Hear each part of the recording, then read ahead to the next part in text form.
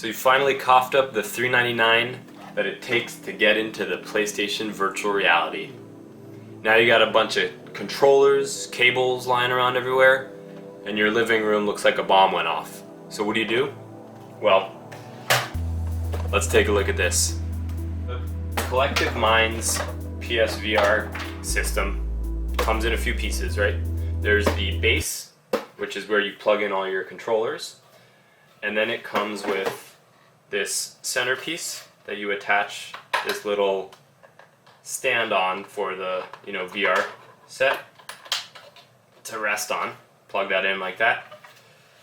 This piece also slides in right there, and then there's a little, if you have a set of headphones, you pop this right in, and that's kind of a hanging rest for your headset. So once you put it all together, this is what it kind of looks like. There we go. Right, so pretty basic, pretty lightweight. Now, what can you charge on here? You can charge a controller, which actually plugs in backwards here, right into the micro USB cable there, or extension. Then you can charge the PlayStation kind of wand motion controller. Has a satisfying little click when you pop it in there. And then on the other side, you can also put the controller in like the other one. Snaps right in. And finally throw in your last motion controller. So this is kind of cool because it allows you to charge everything at once. Now, when you plug it into charge with this barrel port adapter it comes with, you will see that the lights, so this one, red, means it's charging, blue means it's charged. Same thing on the other side. This wand is actually charged. The controller here is not charged. So that's kind of cool. It gives you an indicator. You can see from a distance, which one's not. And what I like to do is once they are charged, I'll just unplug the whole unit. So you're not just constantly drawing, electricity and overcharging the batteries. And so that's pretty much a really, really useful feature.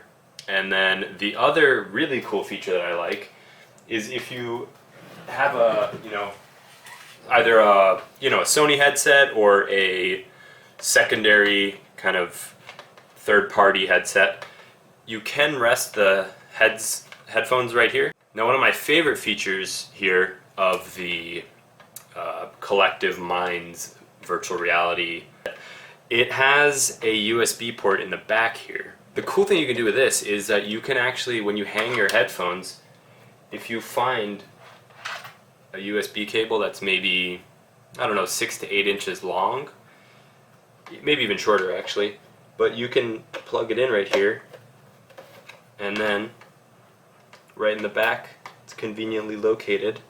I'm going to put it down for a second. You can charge the headset, and there is actually a signal also in the back.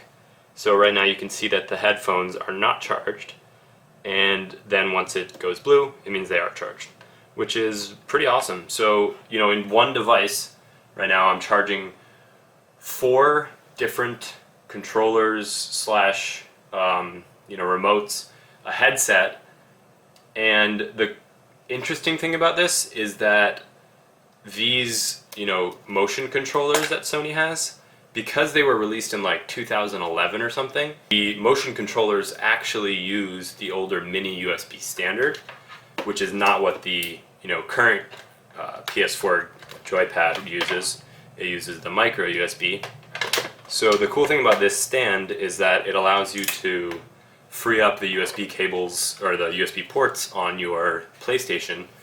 If you have a headset, chances are you already have one of them taken, and having to have like 2, maybe even potentially 4 more cords coming out of it is impossible unless you have some sort of USB hub coming out, or you plug it into the wall. But the cool thing about this is that it integrates it all. You don't need cables lying around everywhere. You just plug it in the corner, pop everything in once you know that it's dead. A couple hours later you have 5 things recharged. The virtual reality headset actually sits on it pretty perfectly.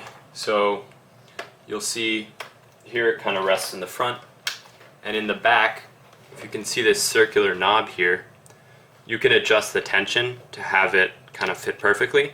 But what I actually like to do is, because you can adjust the front, visor here, if you put it on the shortest setting here, it'll actually fit in pretty close to perfectly. But if it doesn't, you can extend it a tiny bit. So extend it out a little, and then it sits flush, and that way, because it's sitting in this crease, it won't slide around at all.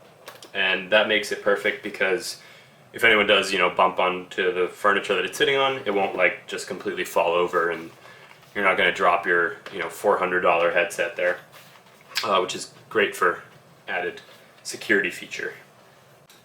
So guys, this is definitely a great investment if you have already invested in the PlayStation VR headset. Not only is it a very secure kind of throne for your VR headset, it holds it stable. It has connectivity for all the controllers you want or need.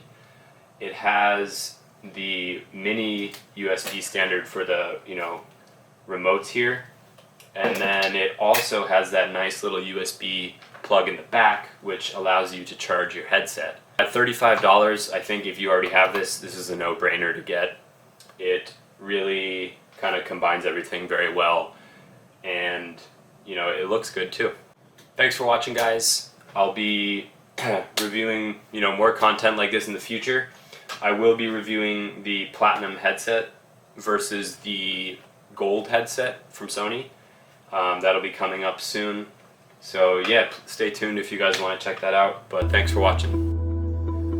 I'm sure it probably bugged a lot of you that I still had the plastic on the VR headset, so here we go.